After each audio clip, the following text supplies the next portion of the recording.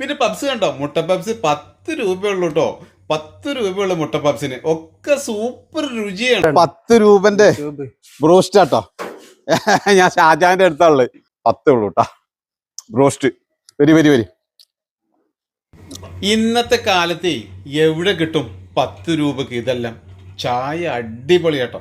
പിന്നെ ഇത് കണ്ടോ, ചിക്കൻ ഉണ്ട് കേട്ടോ. ചിക്കൻ സമൂസയാണ്, അതിൽ ചിക്കനൊക്കെ ഉള്ള അടിപൊളി രുചിയാട്ടോ സംഭവം. പിന്നെ പബ്സ് കണ്ടോ, മുട്ട പബ്സ് 10 രൂപയുള്ളൂ കേട്ടോ.